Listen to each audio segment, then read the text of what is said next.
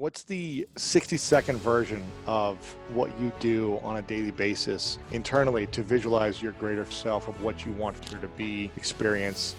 Is there a process that you have? Oh, yeah. A brief process in 60 seconds or less? 60 seconds or less. That's, I can make it less than seconds. Okay. So, I mean, I ask myself, what is the greatest expression of myself that I want to present to the world today? Who do I want to be when I open my eyes? Let me become conscious of who I don't want to be. And let me become conscious of who I do want to be. And I want to become so conscious of who I no longer want to be that I wouldn't go unconscious to him the whole entire day. And if I fall from grace, I am going to give myself permission to get back up, continue. I'll love myself for that. And then I get clear on who I do want to be and how I want to think and how I want to act and how I want to feel. And I rehearse it until I get to that point where I feel like I am that person. Then I just say, memorize this feeling, and then I do my best the entire day to maintain that inner state independent of the conditions in my outer world. And if I do it well, then we start seeing those synchronicities, the serendipities, the coincidences that cause us to believe more that we are the creator of our lives instead of the victim of our lives. I love this. What did you say to yourself about who you do want to be this morning? What was that like for you? Oh no, for me today it was all about I wanted to be the expression of knowledge, the expression of information. I wanted to really feel like I'm more equipped every day in what we do and hopefully make a different world in some way.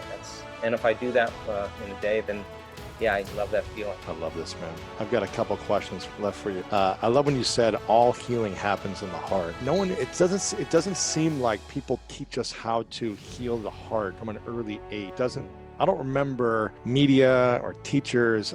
I guess parents, not even parents. I mean, I grew up it's funny because I think I've told you this a few times now, since you've been on a few times. I grew up in a religion called Christian Science, where every Wednesday night we had it was called testimony meetings, where we went to church on Wednesday nights to hear healing testimonials of other people in our community like us that we could see, like, oh, I'm like Susie, or I'm like Jeff, or I'm like whatever.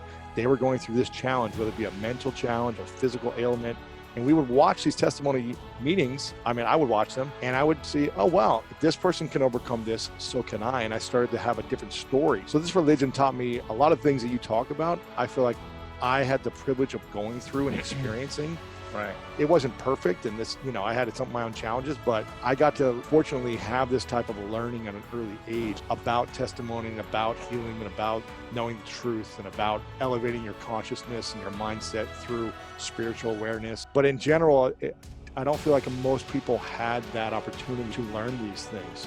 How do we get to a place of learning them, how to heal the heart, when it's not relevant? I mean, it's not information that's out in the world. Yeah. Well, listen, I have taken a lot of hits over the last 20 years. And now I really don't even care. You were the crazy guy talking about, water changing itself and whatever. I mean, I was saying that our thoughts do have an effect on our bodies and our lives. And I mean, I wanted to find that process. But now, I mean, it's an amazing time. In an age of information, ignorance really is a choice. I mean, there's so much out. Stay tuned and don't miss part 2. Hit that subscribe button. In the description box, you'll find the exclusive resources we recommend. Click on the links to access premium content from I Am Wealthy channel and set yourself on the path to financial achievement. See you in the next video.